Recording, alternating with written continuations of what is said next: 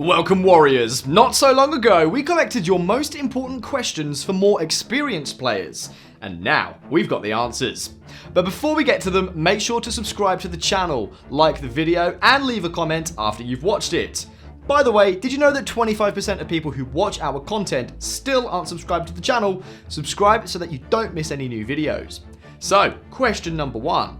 What is the recommended number of buildings? I have read in other forums that you only need 1 barracks, so what would you build instead in those locations? I can already tell we need a lot of farmers' houses.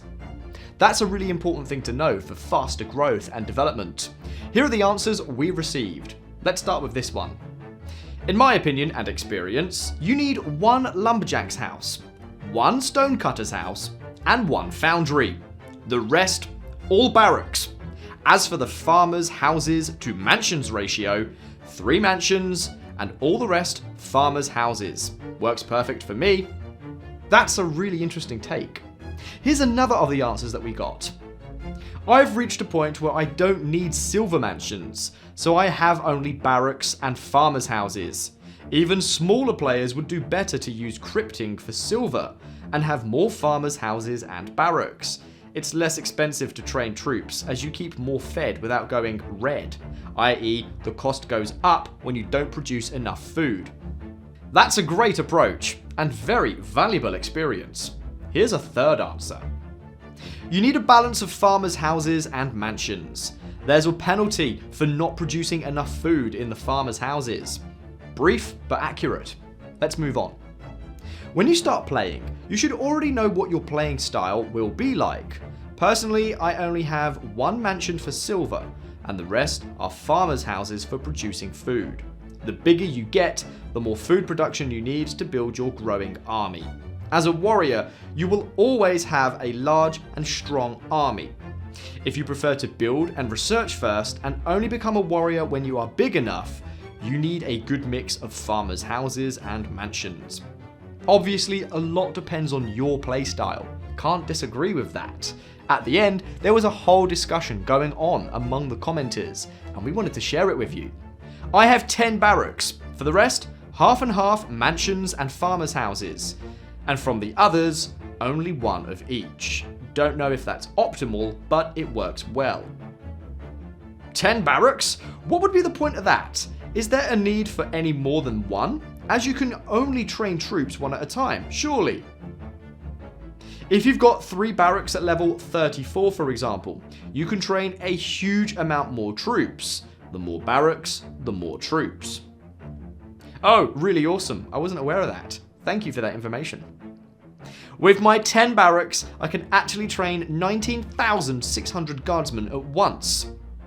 1 of each resource. 1 mansion, all the rest barracks and farmers' houses. So where do you get silver from? Be in a wealthy clan. Silver alts, or take it from a player in your kingdom. Chests in a good clan and attacking players. Can also mine it. It was so interesting following your discussion, warriors. But it's now time to move on to other questions. 1. How can you calculate the best distribution of your troops when attacking epic monster squad events? 2. How can you make sure that your strongest troops don't get killed first before having a chance to strike? 3. How can you maximize your profit from these attacks in general? Thanks in advance. My in-game name is NattyDread86. One of our players provided screenshots of one of their battles, and here's the answer they gave. This is how I stack, and I've started sending specialists too. Better attacks, cheaper too. Take lower level troops 1.83 times more than 1 level up. As you can see, I got first hit, but it's pretty random. If the health, strength of all troops is pretty equal, you have a better opportunity to get the first hit, in my experience, but not always. Sometimes I would send a bit more of my lowest level troops just to be sure they got first hit 100%. Thank you for giving such a detailed example. We hope your experience will be useful to our new warriors. And we got one more answer. Tough questions. I think the best way to attack an epic monster squad is to have varied troops with a mixture of different levels. So the highest troops of levels 3, 4 or 5 get a chance to hit before they are killed, since low level troops may die first. That's a great tactic for winning battles against epic monsters. Thank you for your replies, warriors. Let's get on to the next question. What are the top 3 captains you guys are using? Let's start with this one. For me, for fighting monsters, it's A-Day or Doria. For battle, it'll be Dustin, where you get extra conquest points. And raids, it will be Amanitore. That's my view. Thanks. Great choice for battles and faster growth. The next answer we got was this. The best 3 captains for using while in your city are Farhad for research, Aurora for construction, and Helen for troop speed and food production. Of course, not everyone can take part in battles 24/7. That's a great choice of captains for growing your city. And our final question for today, it's a very simple but important one. My question is, what is the best way to get started? And here are your responses, warriors. I'm not the wisest player, but if you're a new player, try to win a hero not only for the sake of the hero in the hero trial event, but because while you are trying to win them, you collect a lot of blueprints and speed ups. For a hero, you only have to win 100 points, and the level of your hero remains the same, so you don't have to be afraid. Replace the old one, and when you get a new one, you also get some gold. Build the same number of mansions and farmers' houses. Interesting tactic and advice.